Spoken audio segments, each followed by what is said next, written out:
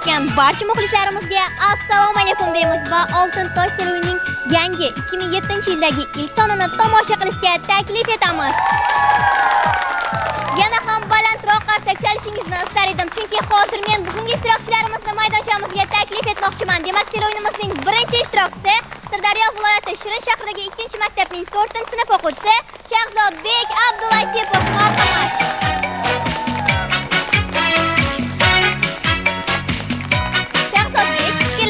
Maydonchamizga bizga birinchi navbatda qiziqishlaringiz haqida gapirib bersangiz. Men bo'sh vaqtlarimda rasmlar chizib turaman, kitoblar o'qib turaman. Aytingchi, o'zbek xalq ertaklaridan qaysilarini bilasiz? Men o'zbek xalq ertaklaridan Gulqaqaq, Lompari, Ayyor tulki, Bir kosa sahar, Pahlavon Rustam ertaklarini bilaman va boshqalarini bilaman. Shahzodbek, bularning barchasini o'qib chiqqanmisiz? Ha, o'qib chiqqanman. Mana shu ertaklarning orasida eng yoqtirganingiz qaysi? Men bu ertaklarning orasida eng yoqtirganim Pahlavon Rustam bo'ldi, chunki u mardligi, botirligi bilan eng ulkan Devsafni yengdi. Tushunarli. Aytingchi, kitob o'qishdan tashqari yana nimalar bilan mashg'ul bo'lasiz? Kitob o'qishdan tashqari men rasm chizib turaman. Men ko'proq kuz manzaralarini chizaman. Juda yaxshi. Ana endi bizga o'qishlaringiz haqida ham gapirib bersangiz. Men maktabda 4-5 baholarga o'qiyman. To'g'ri ham olasiz. Qaysi fanlardan 5 olasiz u, qaysi fanlardan 4 olasiz? Shular haqida ham gapiring. O'qish, ona tili, matematika fanlaridan ko'proq 5 olaman. Rasm, musiqa fanlaridan 4-5 olib turaman. Shahzodbek, tushunmadim. Rasm chizishni yoqtirasiz-ku, lekin bu fandan 4 baho olasiz. Buning sababi nimada? Men rasmlarni uncha o'xshata olmayman va endi rasm to'garakka qatnashmoqchiman. Tushunarli. Agar rasm chizishni ko'proq mashq qilsangiz, bu fandan ham baholaringiz 5 bo'lishiga ishonchim komil. Ana endi aytingchi, katta bo'lganingizda kim bo'lmoqchisiz? Men katta bo'lganimda general bo'lmoqchiman. Harbiy general bo'lmoqchiman deng, lekin bundan oldin oddiy zobit bo'lish kerak. Bu kasb ancha mashaqqatli ekanligini bilasizmi? Ha, bilaman. Generallar va harbiylar yozning issiq jaziramasida va qishning sovuq kunlarida ham ishlaydilar va vatanimiz tinchligini qo'riqlaydilar. Bosqinchilar kirishiga yo'l bermaydilar. Demak, shuning uchun mana shu kasbni egallashga qaror qildingiz, to'g'rimi? Ha. Kelajakda o'z yurtingizga sodiq va mard inson bo'lib yetishingizni tilab qolaman. Hozir esa marhamat maydonchamizdan o'z o'rningizni egallang. Sirdaryo viloyati Shirin shahridagi 2-maktabning 4-sinf o'quvchisi Shahzod Abdullatifov bugun birinchi raqam ostida ishtirok etadi. Endi esa ikkinchi ishtirokchimiz bilan tanishing. Samarqand shahridagi 17-maktabning 4-sinf o'quvchisi Dalir Nabiyev. Marhamat.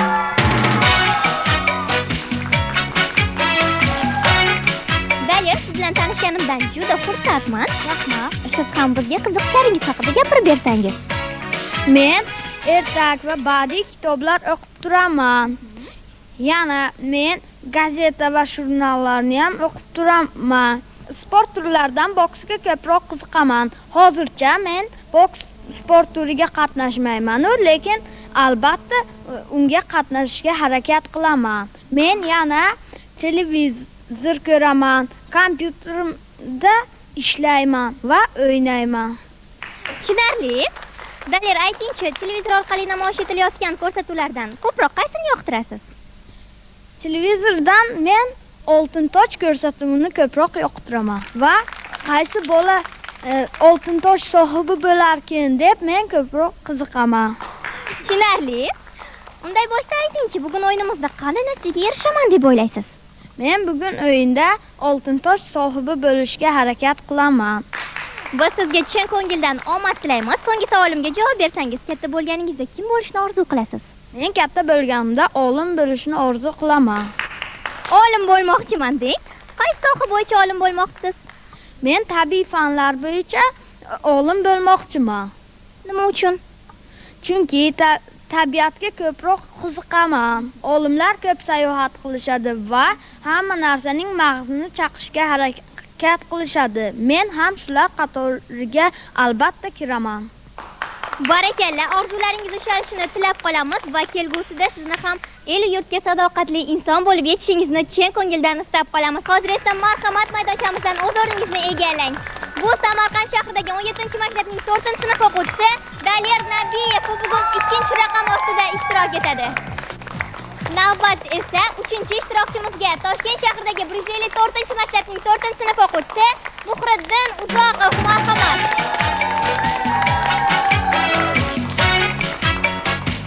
Muhriddin, sizni maydonchamizda ko'rib turganimizdan mamnunmiz.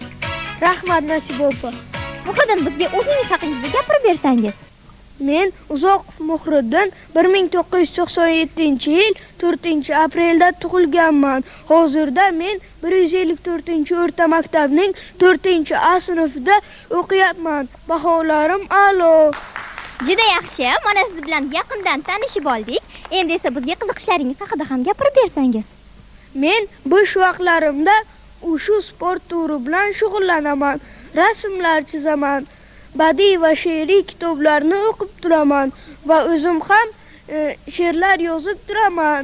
Mening she'rlarim kitobcha hovlida nashriyotdan chiqarilgan. Rostdanmi?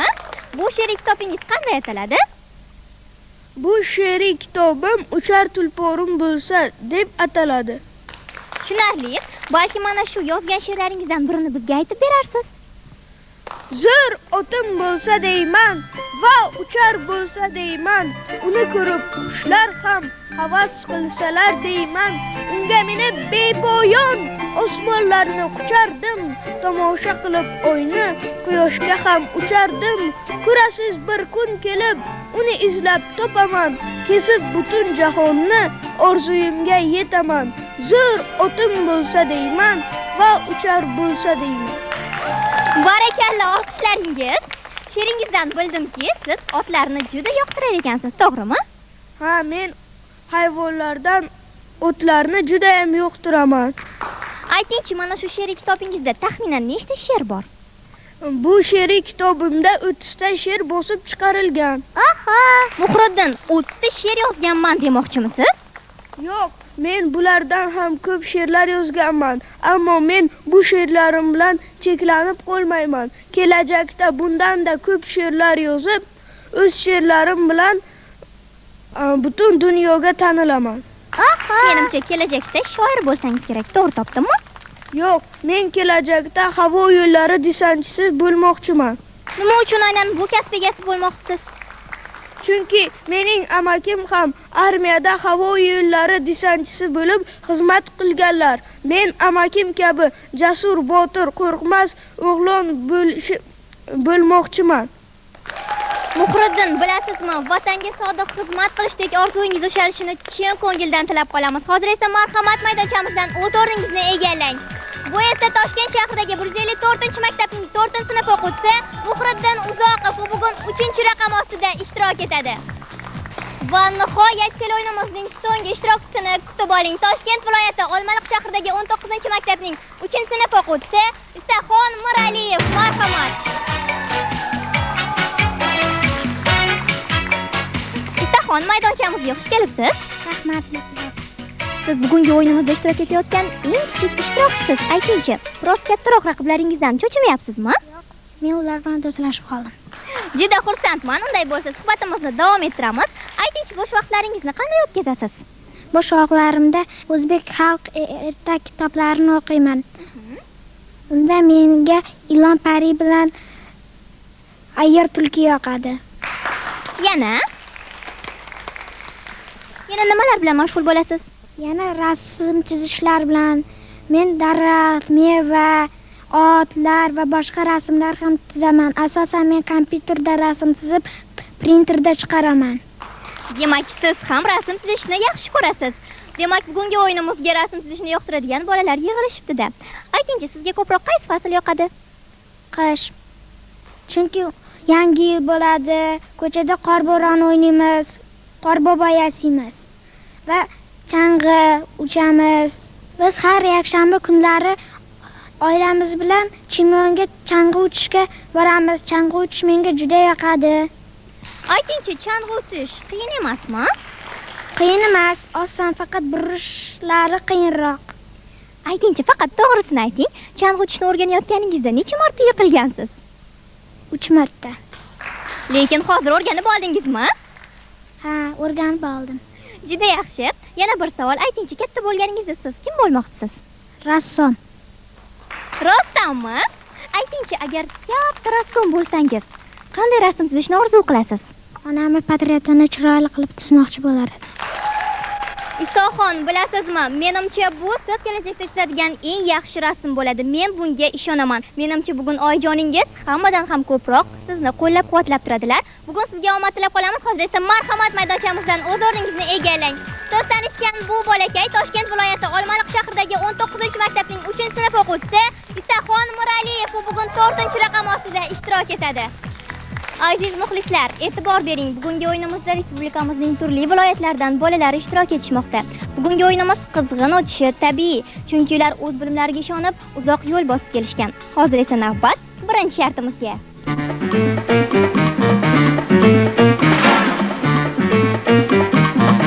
Bizning homiyimiz Aydin kompaniyasi.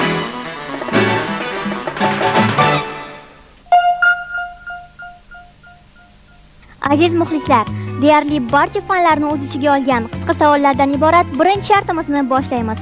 Ushbu shartda muvaffaqiyat qozonish uchun ishtirokchilarimizga mustahkam bilim va hozirjavoblik kerak bo'ladi. Ular qancha ko'p savolga javob bersa, shuncha ko'p ochko ishlaydilar.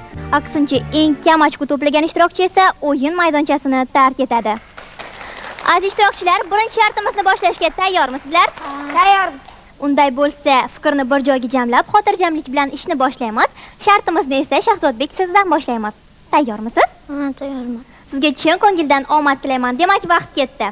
Eng birinchi darslik Alfbet. to'g'ri, yurtimizda Vatan himoyachilari kuni deb e'lon qilingan sana. 14-yanvar.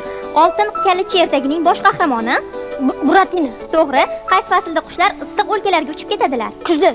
To'g'ri, maqolni davom ettiring. Kattaga hurmatda bo'l. Kichikka izzatda bo'l. Qishda ham yaproqlarini to'kmaydigan daraxt qaysi? Archa. To'g'ri, shashqi o'yinning vatani qayer? Misr.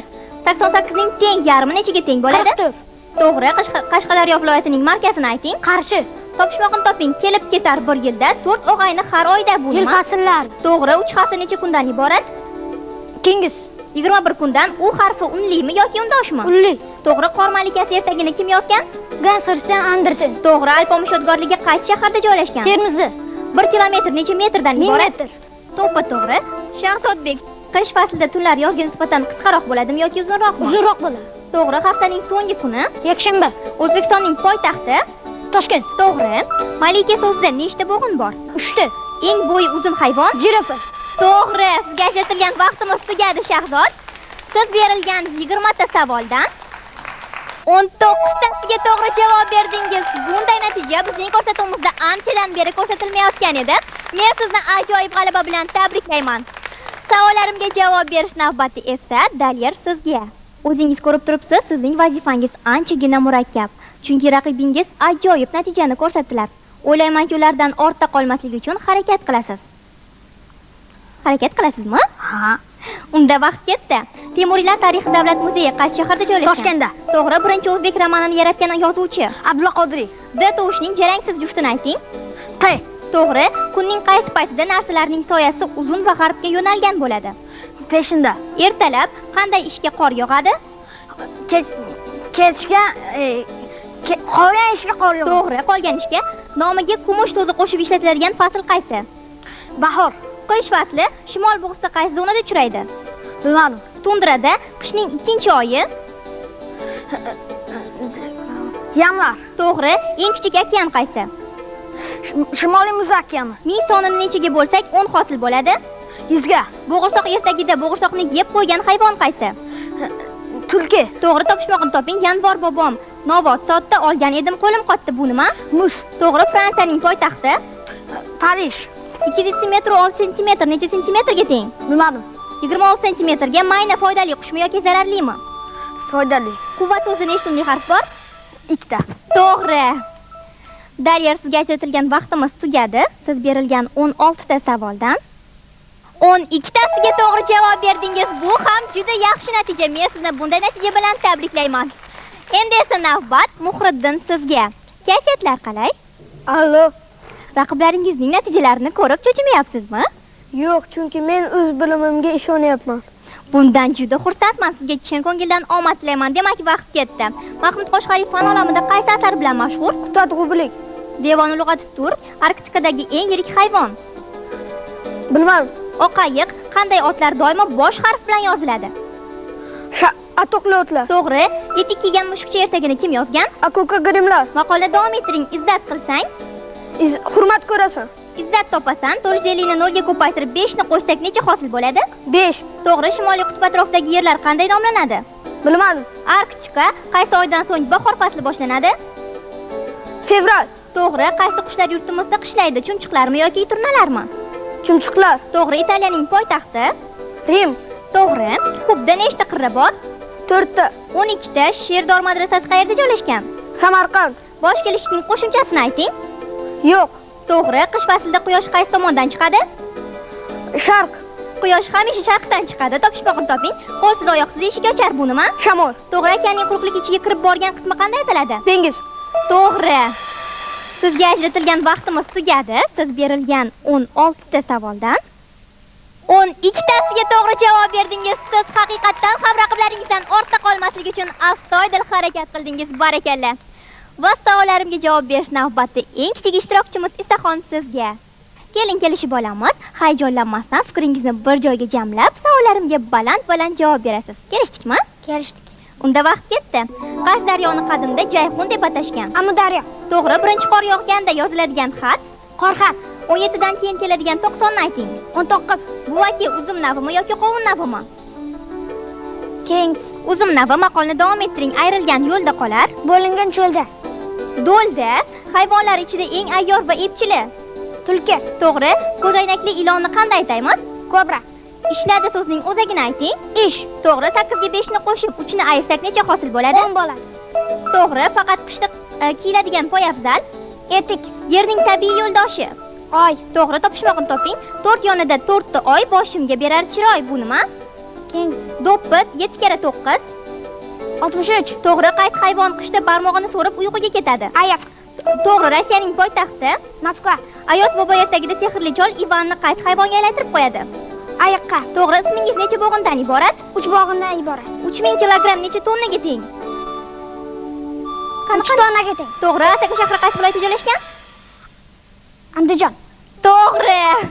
Men sizning so'nggi javobingizni qabul qildim, Isaxon. Siz berilgan 19 ta savoldan 16 tasiga to'g'ri javob berdingiz. Bu ham juda yaxshi natija. Men sizni yutug'ingiz bilan tabriklayman. Aziz muxlislar, guvoh bo'ldingiz. Birinchi shartimizda durang natija hosil bo'ldi. Ikkinchi va uchinchi raqamli ishtirokchilarimiz Daler hamda Muhriddin 12 ochkoga ega bo'lishdi. Men ularning har biriga qo'shimcha savol berishga majburman. Daler, birinchi savolimni sizga beraman. Savolimni diqqat bilan tinglang. O'ylash uchun esa 5 soniya vaqtingiz bor. Tushunarli bo'ldimi? Ha. Hozir esa men beradigan savolga javob berishga harakat qiling.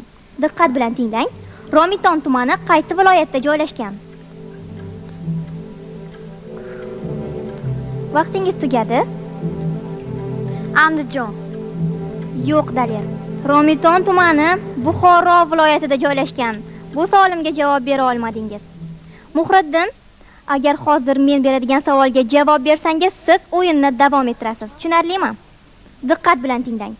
Qirg'izistonning poytaxti qaysi shahar? Bishkek. To'g'ri, barakalla, olqishlaringiz. Muhriddin men bergan qo'shimcha savolga to'g'ri javob berdilar va 13 ochkoni qo'lga kiritdilar. Endi esa birinchi shartimiz natijalarini yana bir bor eslatib o'taman. Demak, birinchi raqamli ishtirokchimiz Shahzodda 19 ochko. Ikkinchi raqamli ishtirokchimiz Daler 12 ochkoni qo'lga kiritdilar.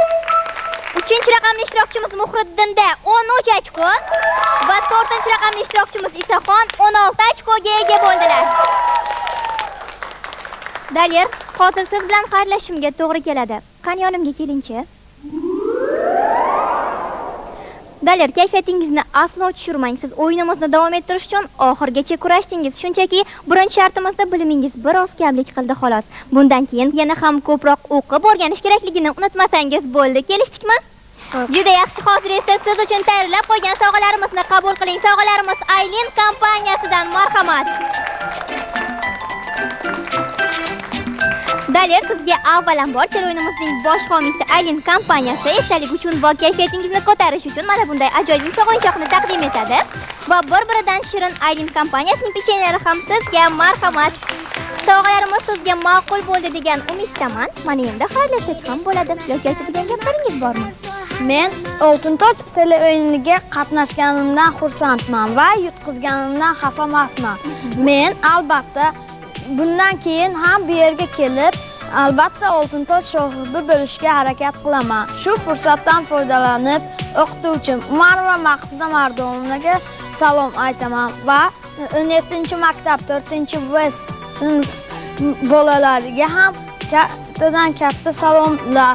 Buvam va buvimga salomatlik tilayman. Shu yerda dadam kelmaganlar va dadam ko'rib tursalar, men dadamga sağ salomatlik tilayman. Daler, samimiy tilaklaringiz uchun rahmat. Siz ham hamisha sog' bo'ling. Siz bilan maydonchamizni yana ko'rishamiz degan umiddaman. Hozircha esa xayr.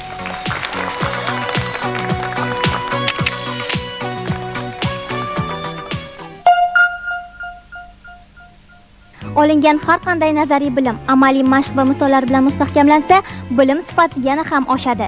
O'yinimizning ikkinchi sharti ona tili darslarida yoziladigan diktantga o'xshab ketadi. Faqat biz matn emas, so'zlar yozamiz. Mana shu bir qarashda oddiygina tuyulgan ushbu shart ba'zi ishtirokchilarimiz uchun katta muammoga aylanmoqda. Shunday ekan, oltin toj sohibi bo'lishni xohlovchi bolalarga maslahatim, o'z savodxonligingizni oshiring. Bugungi ishtirokchilarimizda bunday muammo bo'lmaydi deb umid qilaman va ularni yozuv taxtasi yoniga taklif etaman. Marhamat. Qo'lingizga qalamlarni olishingiz mumkin. Tayyor bo'lsangiz, boshladik. Qirov. Xomush. Me'yor. Son-sanoqsiz. Loqayd. Hamsuhbat. Tog'rayxon. Xushchaqchaq. Tabiatshunoslik va so'nggi so'zimiz badan tarbiya. Agar yozib bo'lgan bo'lsangiz, marhamat maydonchamizdan o'z joyingizni egallashingiz mumkin. Men esa bolalar yozgan diktantlarini birma-bir tekshirib chiqaman. Birinchi bo'lib, birinchi raqamli ishtirokchimiz Shahzod yozgan so'zdan boshlayman. Demak, qirov, to'g'ri, xomush, to'g'ri, me'yor, to'g'ri yozilgan. Son-sanoqsiz, menimcha bu yerda xato yo'q. To'g'ri. Loqayd, to'g'ri yozilgan. Hamsuhbat, bu ham to'g'ri. Tog'rayxon, to'g'ri yozilgan. Xushchaqchaq, to'g'ri. Tabiatshunoslik, to'g'ri. Va so'nggi so'zlarni tekshiramiz. Qani xatoga yo'l qo'yibdilarmikan? Badan tarbiya, to'g'ri. Demak, Shahzod umuman xatoga yo'l qo'ymaganlar. Barakalla. Endi esa 3-raqamli ishtirokchimiz Muhriddin yozgan so'zlarni tekshiraman. Qirov, to'g'ri. Xomush, to'g'ri yozilgan. Me'yor, to'g'ri. Son-sanoqsiz, bu ham to'g'ri. Loqayd, bu so'zingizda xato bor. Mana bu yerda T harfi emas, D harfi yoziladi. Hamsuhbat, bu yerda ham xato bor. Bu yerda qattiq H emas, yumshoq H bo'lish kerak edi. Tog'rayxon, bu so'z esa qo'shib yoziladi. Demak, xushchaqchaq, bu so'zingizda naq 3 ta xato bor. Mana bu yerda qattiq H bo'ladi va mana bu yerlarda Q harflari bo'ladi. Demak, tabiat, shunoslik to'g'ri va so'nggi so'zlari bada tarbiya deb yozib qo'yibsiz. Mana bu yerda N harfi tushib qolgan. Demak, xatolarni sanab chiqamiz. 1, 2, 3, 4, 5, 6, 7 ta. Demak, Muhriddin 7 ta xatoga yo'l qo'yganlar. Kayfiyatlarini ko'tarish uchun olqishlab qo'yamiz. Endi esa 4-raqamli ishtirokchimiz Isoxon yozgan so'zlarni tekshiramiz. Qirov, to'g'ri. Xomush, to'g'ri yozilgan. Me'yor, to'g'ri. inson sanoqsiz. To'g'ri. Loqayd. Loqayd so'zda din qilib to'g'ri yozgansiz. Ham suhbat. To'g'ri. Demak, tog' rayhon to'g'ri yozilgan. Xush chaqchaq. Bu yerda xlar ham, qlar ham to'g'ri yozilgan. Tabiatshunoslik to'g'ri va so'nggi so'zlarni tekshiraman. Badan tarbiyat to'g'ri. Demak, Isaxonam birorta ham xatoga yo'l qo'ymaganlar. Barakalla. Endi esa ikkinchi shartimiz natijalarini yana bir bor e'lon qilaman. Demak, 1 va 4 raqamli ishtirokchilarimiz Shahzodbek hamda Isaxon birorta ham xatoga yo'l qo'ymaganlar. Va 3 raqamli ishtirokchimiz Muhriddinda 7 ta xato. Xo'sh bolalar, hozir mening yonimga kim kelish kerak? Bu albatta Muhriddin. Qani yonimga kelingchi. Muhriddin, siz 10 ta so'zda 7 ta xatoga yo'l qo'ygansiz. Bu juda ham ko'p. Nima uchun yozuvda bu qadar ko'p xatoga yo'l qo'ydingiz? Chunki men kitoblar o'qiganimda ularda yoziladigan so'zlarni ko'p ahamiyat bermagan ekanman. Tushunarli. Sizga yana maslahatim, ko'proq badiiy kitoblar o'qishga harakat qiling va imlo lug'atlari bilan ko'proq ishlab va eng asosiysi, ona tili qoidalarini takrorlab borishga harakat qiling. Kelishdikmi? Juda yaxshi. Hozir esa aynan siz uchun tayyorlab qo'ygan sovg'alarimizni qabul qiling. Sovg'alarimiz Aylin kompaniyasidan marhamat. Muhriddin, sizga tel o'yinimizning bosh homiysi Aylin kompaniyasi esdalik uchun hamda kayfiyatingizni ko'tarish uchun mana bunday ajoyib yumshoq o'yinchoqni taqdim etadi. Va bir-biridan shirin Aylin kompaniyasining pechenyalari ham sizga marhamat. Ana endi aytadigan so'zlaringiz, tilaklaringiz bo'lsa, biz sizni eshitamiz. Marhamat. Men bu oltin tojga kelishimda sabab bo'lgan ota-onamga va ustozlarimga kattadan katta minnatdorchilik bildiraman. Meni tanigan, bilgan barcha qarindoshlarimga kattakon salom yo'llayman. Bu yerga kelishni o'zi ham juda ham qiyin. Bu yerga kelishni har bola istaydi. Raqiblarim kuchli chiqib qoldi, omadim kelmadi. Lekin men kelasi safar kelib, albatta yutib ketishimga ishonaman. Muhriddin, to'xtang, sizga aytadigan tilaklarim bor. Biz ham sizdek intiluvchan, tirishqoq bolakay bilan tanishganimizdan juda ham xursandmiz. O'qib o'rganishdan hech qachon charchamang. Hozircha esa xayr, omon bo'ling.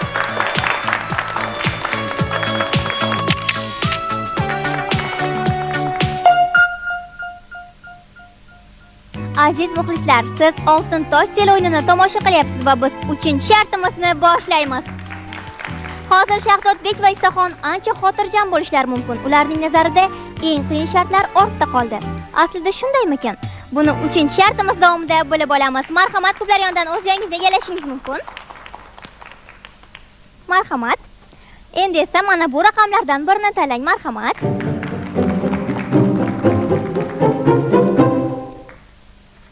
Birinchi raqam. Isaxon tanlang. 6-raqam. Rahmat. Qani menga beringlar. Qani bering. Qani ko'raylikchi, bugungi ishtirokchilarimiz qanday qahramonlarni tanlashibdi ekan. Demak, bu Simba. To'g'ri. Bu esa Qizil shapichka. Qizil qalpoqcha va bo'ri. Mana qahramonlarimizni ham aniqlab oldik. Mana endi ko'plarni yig'ishga chiqsak ham bo'ladi. Demak, 1 2 3 boshladik. Qani chaqon. Rasmlarga qarang, qani.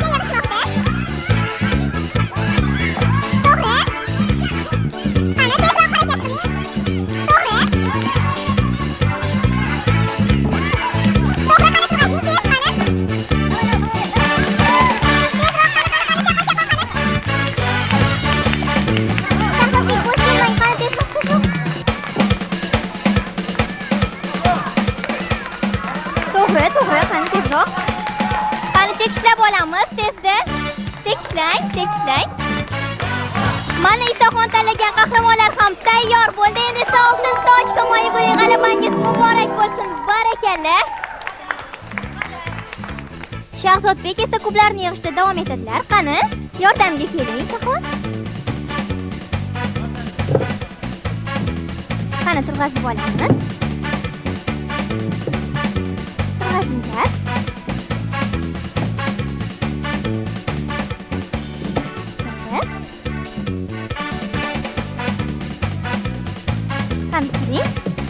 Mana bo'lsa o'z joyingizni egallashingiz mumkin. Biz esa birgalikda tekislab olamiz. Mana Simba ham tayyor bo'ldi, olqishlaringiz. Shahzodbek, aytingchi, o'yinimizdagi eng qiyin shart siz uchun qaysi bo'ldi? Men uchun eng qiyin shart bu 3-shart bo'ldi. Menimcha ham shunday. Siz birinchi va ikkinchi shartlarimizdan qiynalmasdan o'ta oldingiz. Uchinchi shartimizda esa biroz omadingiz kelmadi xolos. Lekin shunga qaramasdan siz oltin toj uchun oxirgacha kurashgan eng yaxshi ishtirokchi bo'ldingiz. Hozir esa aynan siz uchun tayyorlab qo'ygan sovg'alarimizni qabul qiling. Sovg'alarimiz Aylin kompaniyasidan marhamat. Teleo'yinimizning bosh homiysi Aylin kompaniyasi esdalik uchun mana bunday ajoyib yumshoq o'yinchoqni taqdim etadi. Marhamat. Va bir-biridan shirin Aylin kompaniyasining pechenalari ham sizga marhamat. Sovg'alarimiz sizga ma'qul bo'ldimi? Juda xursandman. Ana endi o'yinimiz haqidagi fikrlaringizni bilishni istar edim. Men bu oltin toj o'yinida kelganimdan juda xursandman. Men Sirdaryo viloyati Shirin shahridagi 2-umumta'lim maktabining 4-sinf o'quvchilariga alangalik salom yo'llab qolaman. Bugun oyim dadamlar omon bo'lsin. Sizlarning ko'rsatuvingizga omad tilayman. Shahzodbek, chin ko'ngildan aytgan tilaklaringiz va bugungi ajoyib ishtirokingiz uchun sizga ham rahmat deymiz. Agar maydonchamizda siz bilan yana uchrashsak, bundan juda xursand bo'lar edik. Hozircha esa xayr, sog' bo'ling.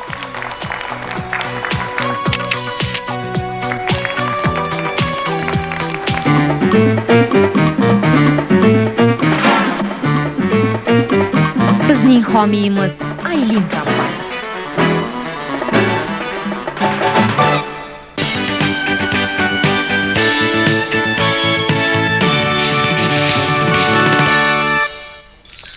Aziz muxlislar, sizning qarsaklaringiz ostida 2007-yilning birinchi oltin toj sohibi nomini e'lon qilaman. Demak, sizga teleo'yinimiz g'olibi oltin toj sohibi Toshkent viloyati Olmaliq shahridagi 19-maktabning 3-sinf o'quvchisi Isaxon Miraliyev.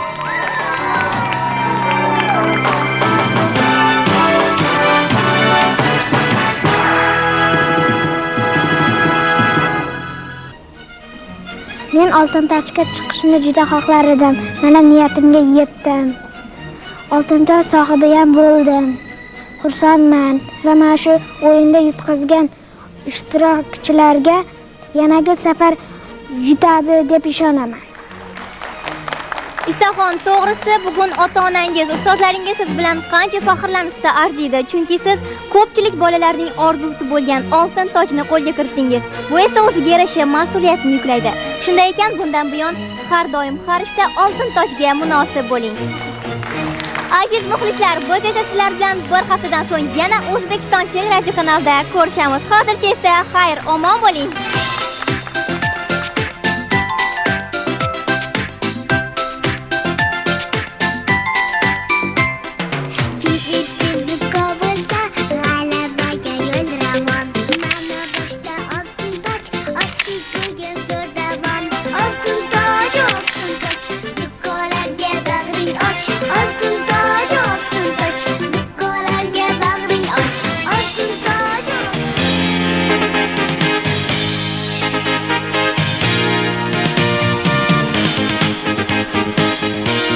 Yeah.